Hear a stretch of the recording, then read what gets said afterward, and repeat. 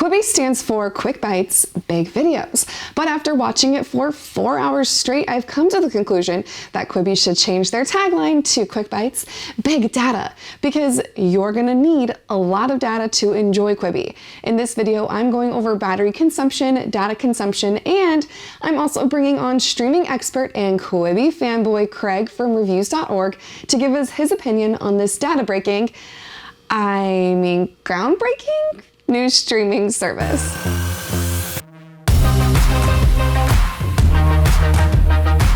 If you haven't yet, please subscribe. I come out with new videos every Wednesday and Friday all about the telecommunication world, and I'd love for you to join along. Now, the layout of this review is going to be a little bit different than my other videos because we're going to bring on Craig from reviews.org to give us his opinion on each of the different topics we're going to go through, like battery consumption, data consumption. We're going to review the content a little bit. We're going to talk about if you can multitask on the phone, just a bunch of different checklist items we wanted to test with Quibi, and he's going to come in and give us his opinion on these different things. And you know what? Craig's opinions are very entertaining, so I'm very excited to see where this goes. So let's start it off. Let's talk about like screenshotting on Quibi. Right. So I'm an Android user, which means that I am used to not just using the onboard software at all times and finding third-party stuff to use.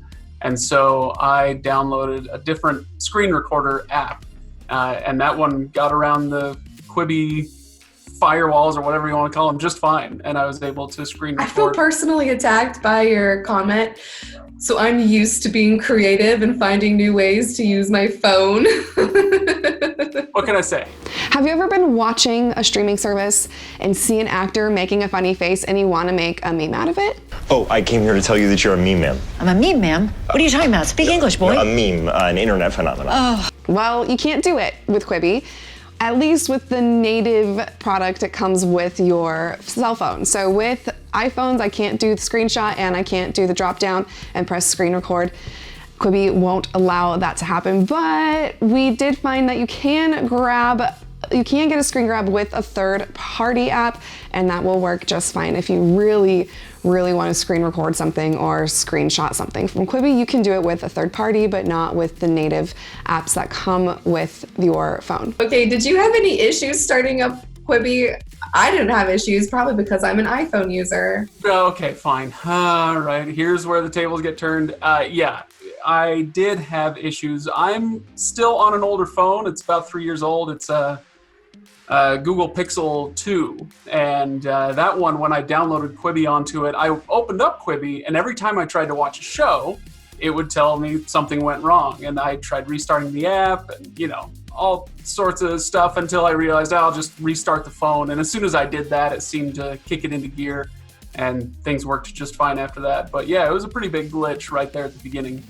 Now, when you first open Quibi, you might have some problems with it. I watched a few reviews before I downloaded Quibi and started watching and saw that some people had issues downloading it and opening it on their phone, and then it would shut, and so they had to restart their phone for Quibi to work properly. That didn't happen to me. Now, I have an iPhone, and these problems happen to people with Android, so I don't know if that's the problem, but either way, Quibi worked just fine for me when I first opened it. And I also haven't had any buffering issues with Quibi. I have watched it for 4 hours only on data, only using data. So I have AT&T in Southern California, and it worked great for me while streaming Quibi.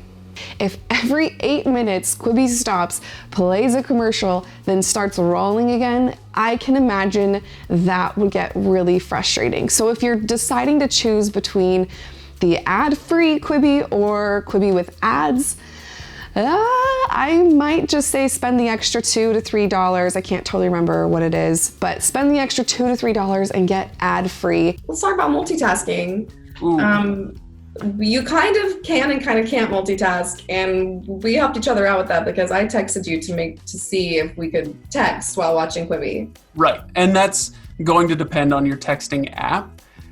Because I run all my texts, my SMS and my Facebook Messenger both run through Facebook Messenger, and I've given it permission to pop over apps. And so that worked. Quibi was still running in the background when you texted me, and I could text back, etc. But if you can't minimize it, it doesn't do the thing, the little picture-in-picture that YouTube does, or some other video apps do. Quibi does not allow for that. So I was not able to do any multitasking aside from texting with you, which was delightful, but not what I was looking for. Rude. Okay, now we're to the part that you've all been waiting for. Drum roll. Okay, first, before we get to data, we're gonna talk about how fast my battery died. I went from 97% at 10 a.m. to 20% at 2 p.m. In 4 hours, my battery died 80% from watching Quibi. And I don't think anybody out there is really gonna be watching Quibi for 4 hours straight. It was a bit of a struggle to actually do that, but I had a few things I wanted to test, so I did it for you. I can't get those 4 hours back, but it's fine because I was at home and I can just plug my phone right back in. If you're supposed to enjoy Quibi on the go, and it drains your battery this quickly, I don't know if I can totally recommend Quibi because your battery will be drained a lot faster than it would otherwise if you're just watching Netflix or something else, because it drains a lot faster than with any other streaming service that I've used. Battery life was a little bit rough for me, but I kind of expected it to be. The more interesting thing to me was data consumption. Yeah, that was a real B word. It chewed up my data. I think after 1 hour, it was like 2 gigabytes or something. Yeah. So Netflix uses between 1 gigabyte to 3 gigabytes an hour, depending on if you're streaming it in SD or HD. Now, Hulu is much lower than Netflix and only uses about 0.65 gigabytes an hour, so not even a full gig. Now with Quibi that is meant to be enjoyed on the go, it used an average of 1.25 gigabytes an hour. Now that was without the data saver. And when I turned data saver on, I watched for another hour and it used an entire gigabyte. So even with data saver on, you're still gonna be losing a gigabyte of your data. Now, why does this matter? If it's comparable somewhat to Hulu with data saver on and it's comparable to Netflix without data saver. Well, Quibi again is supposed to be enjoyed on the go. On a train, in an Uber, in a taxi, on an airplane, whatever. Can't really have data in an airplane, so scratch that. But Quibi is supposed to be enjoyed on the go, and if it's using up all of your data, if it's using up 5 gigabytes of data in 4 hours, you're gonna need an unlimited data plan to really enjoy Quibi. And unless you have an unlimited data plan, I'm gonna say Quibi's not for you, because if you're the person who just needs data to get from place to place with Google Maps, or just likes to scroll social media when they're bored sometimes and you don't have unlimited data, this is gonna eat through that plan.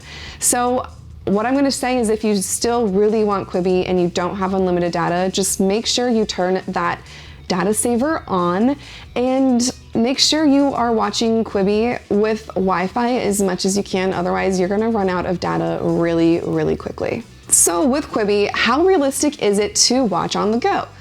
I've said this a few times, but I'm gonna say it again to really bring this point home. It is not very realistic to watch Quibi on the go unless you have unlimited data and maybe an extra battery bank, because it's gonna use a lot of data and your battery is gonna die really quickly. So keep those two things in mind as you're watching Quibi on the go. I freaking am not gonna be watching a show like this, and then like this, and then like this, and then like this. I'm not gonna do it. I joked that I would get carpal tunnel from that, but legitimately, nobody's like, oh, fun, let's look at the other side. Oh, cool. I don't think anybody's doing that. I really can't say I enjoyed Quibi. I watched it for 4 hours one day and didn't come back to it for a few days until I had another feature I wanted to test out. I wanted to test out if watching on Wi-Fi drained your battery any less quickly, and it didn't. Watching on Wi-Fi basically gave me the same amount of decreased battery as watching only on data. But yeah, that's the only reason I came back, is because I had a feature I wanted to test out for you guys, but you're not really missing out on anything if you don't watch Quibi. The only thing you're missing out on is seeing Chrissy Teigen's mom in court saying a few funny things every once in a while, and watching Chance the Rapper play tricks on celebrities. And honestly, they're just okay, and it's somewhat entertaining for the 6 minutes that you're watching, but I don't think it's worth the few dollars a month it costs to have Quibi. Now, get mad at me, tell me your opinions, it's fine. This is just a review, you can take it or leave it, but I'm not a huge fan, Craig's not a huge fan, and that's where we're gonna leave it. Thanks for watching What's Loud TV. Thanks to Craig for joining us and giving us his opinions on Quibi, and I will see you again next time.